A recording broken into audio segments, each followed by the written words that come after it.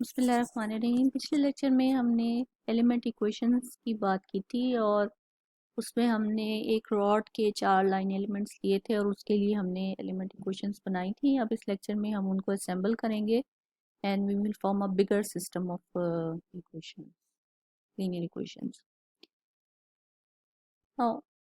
For this हम ज़रा एक इन्होंने यहाँ पे एक समराइज टेबल सा बना दिया है 900 पेज पे। आप देखिए कि we have 4 elements, line element 1 2 3 and 4। locally we call the nodes as the nodal points as 1 2 for the all 4 line elements, but globally we know that it is x1 x2, it is x2 x3, it is x3 x4 and x4 x5। तो अगर हम identify करें unknown, हमारा total जो हमारा vector of unknowns होगा वो T1 से लेकर T5 तक है। फिलहाल हम अ, अभी उस फैक्ट को साइड पे रख देते हैं कि हमें पता है कि T1 और T5, T1 is given as 40 and T5 is given as 200। उसको हम बाद में एम्बेड करेंगे eight the step of boundary conditions. For the timing हम कहते हैं कि सपोज हमें T1 T5 जो है वो हम सिम्बॉलिकली ही ले रहे हैं। नाउ अगर आप पहले सिस्टम को देखें जो लाइन एलिमेंट L1 के लिए था, तो मैंने डायरेक्टली लिख दिया है 0.4 और -0.4। देखिए कि इसके यही कोफिशिएंट्स बन रहे हैं, 0.4 -0.4, फिर दूसरी इक्वेशन में -0.4 एंड 0.4। और फिर अगर हम इसको total vector T1 to T5 के लिहाज से लिखें, फिलहाल तो उनको यहाँ पे 0 क्योंकि ये स्टेप वाइज असेंबलिंग कर रहे हैं। लेकिन अगर हम सोचें कि आगे हमारे पास 3 मजीद अननोन्स हैं तो उनके कोफिशिएंट्स इन दोनों इक्वेशंस में जीरोस हैं। राइट हैंड साइड पे हमारे पास ये डेरिवेटिव एट x1 x2 है और प्लस 12.5 के जो फैक्टर्स हैं वो जो एक्सटर्नल यूनिफॉर्म हीट रिसोर्स की वजह से आ रहे थे। नेक्स्ट अब देखिए, अब हम ये पहला L1 की हमने बात की, अब हम L2 को इसमें इंक्लूड करने लगे हैं stepwise. So we embed or assemble L1 and L2 together। अब इसमें एक चीज कॉमन है, कॉमन चीज ये है कि ये भी T2 की वैल्यू की बात करता है और ये भी T2 की वैल्यू की बात करता है। So we have to combine. बस पे T3 जो है वो it is not in common with L1 and L2। So at the step T2 we have to be very very careful. T2 का कोफिशिएंट पहले लाइन एलिमेंट की element equation दूसरी equation से आ रहा था, दूसरी एलिमेंट इक्वेशन से -0.4 एंड 0.4। लेकिन अगर हम L2 लाइन में देखें तो यहाँ पर T2 का कोफिशिएंट दोबारा से एडिशनली मौजूद है, यानी ये T2 पर एंड कर और यहाँ से L2 में T2 से स्टार्ट कर। तो इसका मतलब ये हुआ कि L1 की दूसरी इक्वेशन में T1 T2 का कोफिशिएंट है, T3 का नहीं है, और L2 की दूसरी इक्वेशन में T2 T3 का कोफिशिएंट है, T1 का नहीं है। इट मीन्स दैट हम इजीली T1 का कोफिशिएंट तो आइसोलेट करके लिख सकते हैं। तो हमारे पास T1 का कोफिशिएंट -0.4 है, L1 की दूसरी इक्वेशन में T2 का कोफिशिएंट 0.4 है और L2 की पहली इक्वेशन में T2 का कोफिशिएंट फिर 0.4 है, तो दोनों ऐड हो जाएंगे, तो they will be added up 0.4 plus 0.4। Then ये T3 का कोफिशिएंट है जो कि L2 की पहली इक्वेशन से आ रहा है।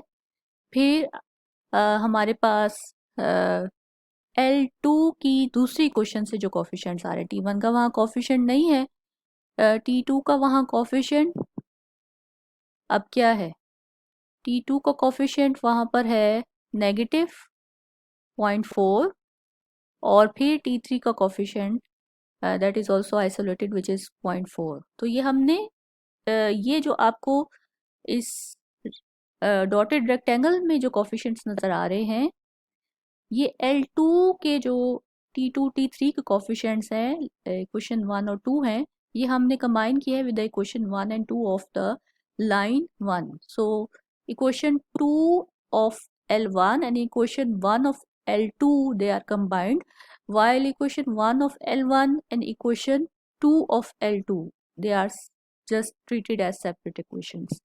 तो अब हम T1 T2 T3 अननोन्स पे चले गए। राइट हैंड साइड पे देखें, राइट हैंड साइड का पहला जो आपका एलिमेंट होगा या मेंबर होगा वो तो उस पे तो कोई इफेक्ट नहीं आ रहा, लेकिन दूसरे मेंबर में आपकी L1 की दूसरी इक्वेशन में है D T by D X at X two plus 12.5, और L2 की पहली इक्वेशन में है negative D T over D X at X two. तो आप देखिए कि ये और ये कैंसिल हो रहा है और 12.5 और 12.5 ऐड हो जाएगा। यहाँ पर इसी तरह से ये दिखाया गया है, ये कैंसिल हो गया और ये एडिशन हो गया। ठीक, उसके बाद आखिरी इक्वेशन L2 की वो एज इट इज हमने लिख दी है नेगेटिव 0.4, ये T2 का कॉफिशेंट, T3 का कॉफिशेंट, और जो राइट हैंड साइड है वो एज इट इज आ गई। ये अब हमने L1 L2 को असेंबल कर लिए, अब हम L3 की तरफ जाते हैं। सो वी एक तो एक्सटेंड कर लें, we extend unknown to T1 T2 T3 T4, because L3 में अब जो अननोन्स आ रहे हैं वो T3 T4 हैं, L2 में अननोन्स हैं T2 T3। ठीक, तो अब ये L2 की आखिरी इक्वेशन थी, इसमें L3 की पहली इक्वेशन ऐड हो रही है। तो ये T2 का कॉफिशिएंट तो L2 की आखिरी इक्वेशन में से आ रहा है, और ये T3 का कॉफिशिएंट कंबाइन हो रहा है L2 की दूसरी से इक्वेशन से और L3 की पहली इक्वेशन से। तो ये दो को कॉफिशिएंट कंबाइन हो गए। अगेन T3 का कॉफिशिएंट, T4 का जो कॉफिशिएंट है वो सिर्फ L3 में ही है, L2 में नहीं है, इसलिए ये आपका नॉर्मली आ गया। फिर अगेन सेम बात होगी, आप देखिए कि यहाँ पर ये देखिए D T by D X at X three, और ये दोनों कैंसिल हो जाएंगे, 12.5 और 12.5 ऐड होगा और फिर ये एज इट इज आ जाएगा D T by D X at X four plus 12.5। तो ये आपकी राइट हैंड साइड पे ये आपको नजर आ रहा है। नेक्स्ट अगेन हम L3 और L4 को असेंबल कर रहे हैं।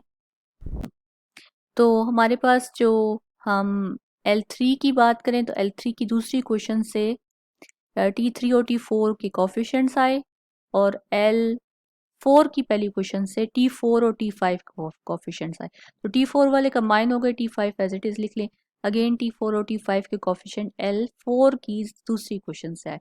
अगेन ये dt by D X at X four with positive and negative sign cancel हो गया और 12.5 दोनों के ऐड हो गए और लास्ट एज इट इज लिख दिया। So this is the assembling of the four element equation for the four line elements। so ये हमारे पास टोटल मैट्रिक्स बना है, जिसको आपको पता है कि ये स्टिफनेस मैट्रिक्स कहलाता है,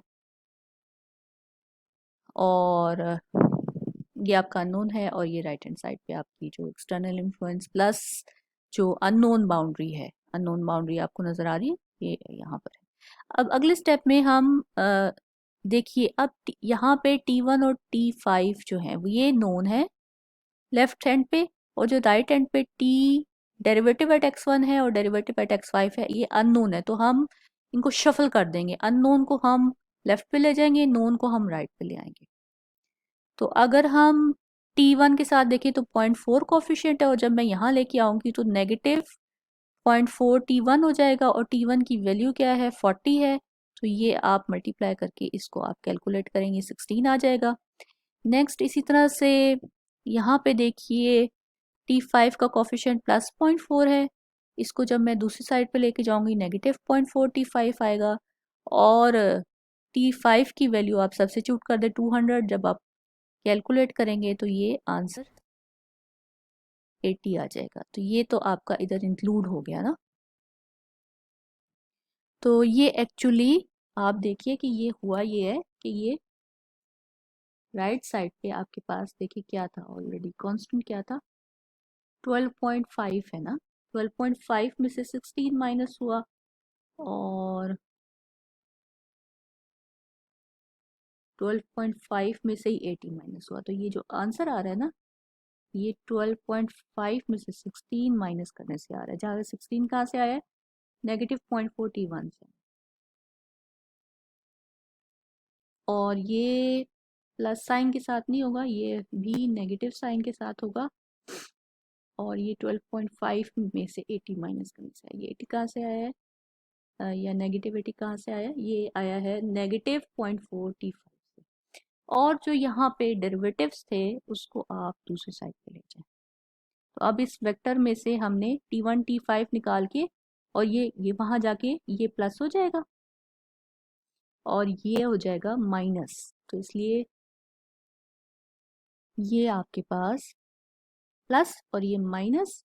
और अगर आप कोफिशिएंट्स लिखना चाहते हैं तो ये 1 और ये -1, और अननोन में आपके T1 की जगह डेरिवेटिव एट x1, T5 की जगह डेरिवेटिव एट x5 आ गया। तो this is the system of equation, consolidated system of equation, the assembled system of equation after applying the boundary conditions। ठीक है, और अब ये 5x5 का सिस्टम है, इसका आप ट्राइडेंगल सिस्टम में अगर इसका सोल्यूशन निकालें तो ये सोल्यूशन आ रहा है। सो इट पोस्ट प्रोसेसिंग क्या हो सकती है, that you have the analytical solution as well, और आपने इसका जो अप्रोक्सीमेट सोल्यूशन है वो भी निकाल लिया है।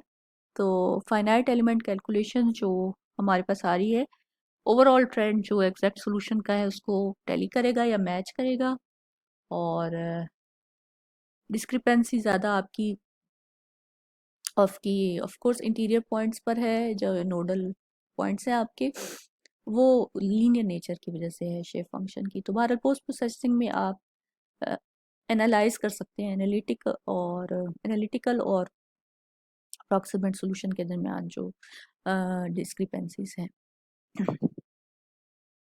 तो ये आपका वन डायमेंशनल की क्वेश्चन पे देखिए, आपने फुली फाइनाइट एलिमेंट एनालिसिस या मेथड अप्लाई किया है। ये इसका विजुअलाइजेशन आपको ग्राफ दिखाया गया है, तो this is also called post processing.